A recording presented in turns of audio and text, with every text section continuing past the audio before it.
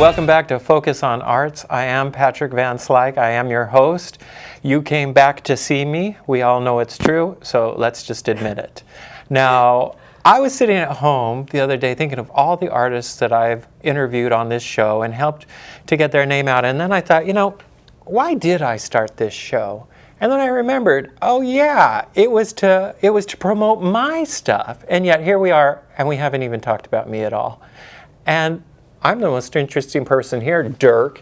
So what we're going to do is hand the reins over to our creative consultant, Romy, and she is going to interview me about my writing. So, Romy, take it away. Hi. Hi. Well, welcome to your show. Thank you. It's a pleasure to be me. So, you're a writer. Yes. When did you decide, or when did you know that that was what you wanted to do, like write? Well, I didn't actually really start writing until later in life, but I wanted to be a writer when, believe it or not, it's an odd story, when Star Wars came out. And I was so affected by that movie and the creativity that I sat down, as a little kid with a pencil and a piece of paper, and I wrote like 20 pages of a story that was basically just an exact copy of Star Wars. But That's okay. I thought I was creating Start something. somewhere. And then a couple of times after that I would sit down and try to write something, but I didn't have the discipline. And then going through college, I wrote the things that I had to write in college, but I didn't write for pleasure until I got older. So who are some of your main influences?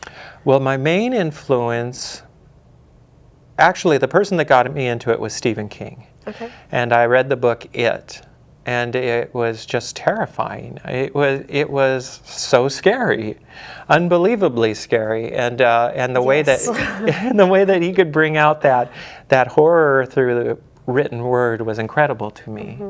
And that started me on a journey of reading horror. And then I found H.P. Lovecraft, who wrote at the end of the 1800s and the beginning of the 1900s.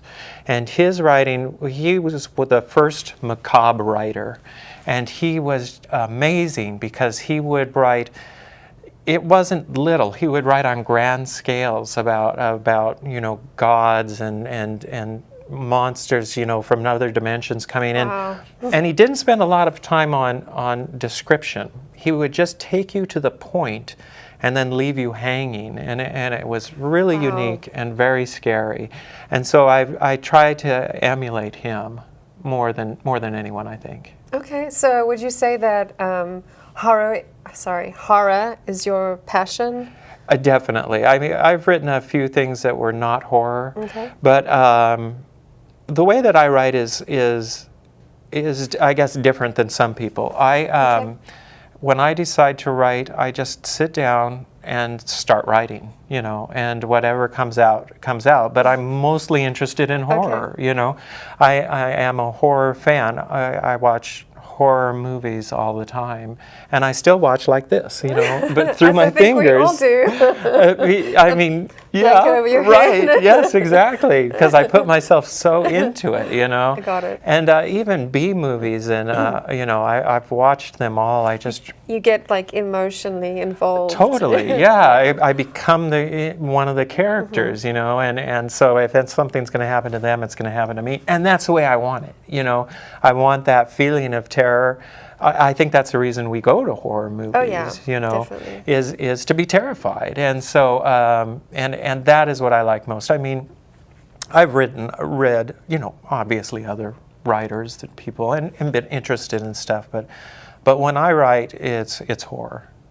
What are some of your other passions? Well, I am passionate about myself. Okay. And I take myself very seriously. I spend a lot of time looking in the mirror. Okay. And I like to be with myself. Okay. Actually, I work out a lot. Okay. I'm into physical fitness. Okay. Because at one point I realized that I wasn't going to look this great, forever. And so I was like, I had to do something about that. So I got into physical fitness. Actually, I boxed for a long time. I boxed for about 10 Really? years. Yeah. Wow. And so once you have a discipline like that. So do you still have all your teeth? I do. I have all of my teeth. I was good. I was good. Yeah. Don't hit me in the face. Okay. Hit me anywhere else. And but once you go through something like that, and the discipline, it stays with you. Even though I don't get into the ring anymore. I am too old for that, you know. And yeah. but I maintain you know, the discipline of it. You know, I still work out with a heavy bag every other day, and I enjoy it. Wow. Yeah. That is interesting. Yeah. That's pretty brave to Well, it's be involved in like, because it's pretty violent, isn't it? It is. Boxing is, well, you start into boxing, I think everybody does, you know, you emulating fighters, and you think that's what you're going to get. And if you go into a real boxing, you know, program, the first thing they do is just start to hammer you physically, not beating you up, but push-ups and pull-ups and running until you're just, you know, so tired, you know. Imagine. And then, you know, you start to work out with sparring partners, and, you know, there's no contact. You work out on the heavy bag. You learn how to punch. There's a correct way to punch. There's different types of punches. And then when you do step into the ring, when you finally start to spar, you know, at lightweight, medium weight, heavyweight, it's interesting. I mean, it's you know, you're in competition. It doesn't really feel like that much of, you know, I want to kill you. You know, it's more of, you know, who's the better fighter. You know. And there is a lot of like honor and respect, isn't there? It's not just I want to beat you up. It's I also respect you as a fellow fighter. I think that's one of the things Yeah. that maybe that we're losing in some of the other, you know, like the you know, ultimate fighting things there, you know, that are just so brutal. And in comparison, I believe that boxing is an art. It's a finesse. You know, there's a finesse to it. Finesse. It's the footwork. It's the, you know, it's the sizing up your opponent. There's no grappling. You know, you're not throwing someone to the ground and trying to choke them to death. You know, Okay. so Well, usually not. Right? No, not unless they deserve it. Dirk. Yes, I am talking to you.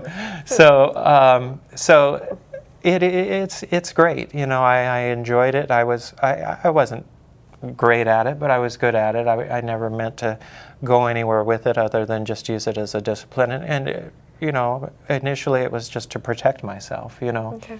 But it goes far beyond that eventually.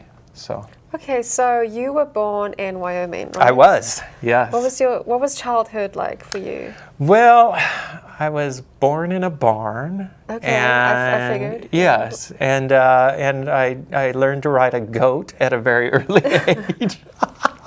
No, I'm just born in a haystack. You know, actually, I joined the Army, and when I got there, one of the other people in basic training said, "So did you have to take a station or a stagecoach to the plane?"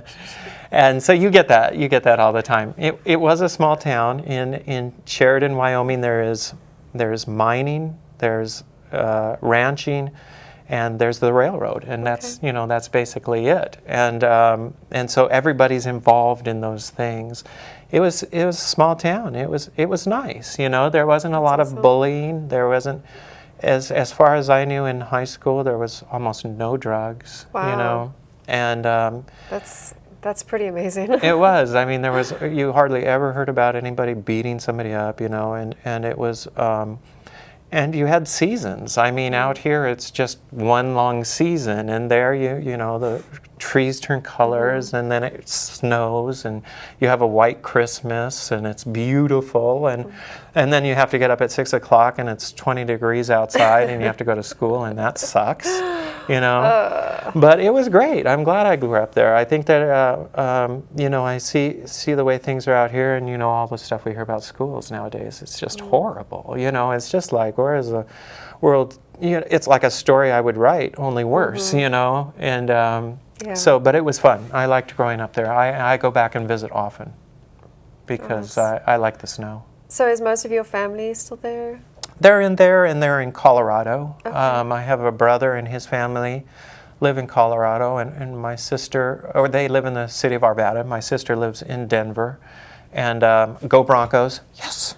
And then my dad lives in Sheridan still. Okay. So yeah, I visit quite often. That's awesome. Do you have any pets? I do. I have a little pug. You have a little pug? Yes, her name is Miss Bean, and she's Miss Bean. Yes, and she's very fancy, and she likes to She's fancy. She's fancy. What do you mean by fancy? Well, she takes herself very seriously. Okay. You know, okay. she's got style, and Does she get manicures and pedicures? Oh yes, and facials. she has special soap that she needs to be washed with, and special treats. You know, you have to treat her with dignity. Do you brush your teeth? No, I don't do that. I'm not going to go that far. I brush my dog's teeth. Oh, well, you should come over and brush Bean's teeth. Okay. Because I'm not going there. Just not. Actually, she's a wonderful dog. Pugs have huge amounts of energy. I had no idea. And she just wants to play constantly, just constantly. And if you don't play with her, she will give you this sad look that will just break your heart. It makes you feel like, oh, I'm the worst owner in the world, you know. So she knows how to manipulate you. Oh yes, she does. She is just like all the other women in my life. She just knows what buttons to push and when to push them. So. Okay, so I visited your website, which is pceventslike.com. Yes. So you have quite a long list of things you've had published. I have. I've been lucky to actually have some stuff that was professionally published. Do you have a favorite one that you've done? My favorite was my favorite was The Iceberg. And I think you actually read that. I read it. It was pretty good, actually. Thank you. It was terrifying, but it was good. I was actually asked to write it. The girls at Siren Publications had read something I had written before, and they were writing a book. It's here called The Fear of Water. And so they asked me to write a short story for it. And so I just sat down, and I knew I was going to write something about the ocean, and I started writing, and it came out, and I was really happy with it. I was really happy with it. I thought it was great. That's a nice feeling, isn't it? It is. When you write something, you're like, I did it. I nailed it. This is good. I nailed it. I don't care what anybody says. I don't care what you say, Mom. This is good. My mom is like that. And no, I'm just joking. I love you, Mom. And this was the first book I wrote. This was the first one I wrote, The Dead Wall. And we had a guest on before, Jack Savage. You remember him? Yes, I do. Okay. And he called me up one day and said, we've been friends for a long time, and said, oh, I wrote a novel. And I was like, you wrote a novel? And he was like, yes, I did. And I'm like, okay, well, I can write a novel, and I can write it better. And so I did. And so this is the one that I wrote. It's based in Sheridan. It's based on a teenager. It's based on the end of the world. It was the first thing I wrote, so it's a little sophomoric. You know, I think that I probably went into too much detail, trying to, you know, illustrate something or make a vision in somebody's mind when I should have left more of it to the imagination. I think that's easy to do. I did that in the beginning when I started writing. I used too many adjectives. Right. I described things way too much. Yes. And then one of my my tutors at my writing school that I was going to said, okay, well, when you use too much description, you are distracting the reader from the plot and what's actually going on. So the less description you use is actually better. Right. But if you if you're a new writer, you kind of think that you need to describe everything. Yeah. The floor and the door and the walls. And how far away it is. And there's a few bugs flying around. Well, you do. Dust bunnies. There's a worm on the wall. There's fleas on the carpet. Oh, now see, you're writing horror as we speak. So that's great. You do. I think that every writer wants they have a vision in their mind, and they want the other people to share that vision. And Or at least to understand it. Right. And reading a story is as personal as writing the story. So you have to leave it up to their imagination, Definitely. you know. And that's what I think is the essence of good writing is the less is better. Unlike me, where more is better, you know. So you agree, right? Yeah. Okay. Yeah. Dirk agrees. Jack agrees. Do you agree, Dirk? Yes, I agree so much. I can't stand it. Okay. Oh, Dirk, quit falling in love with me. You're just making an embarrassment of yourself. So, did you have any more questions for me? I do. I wanted to ask you a fun question. Okay. Firstly, or actually only, the only question I have is if you could live anywhere in the world, where would you live? Okay. And you could choose like a planet. Okay.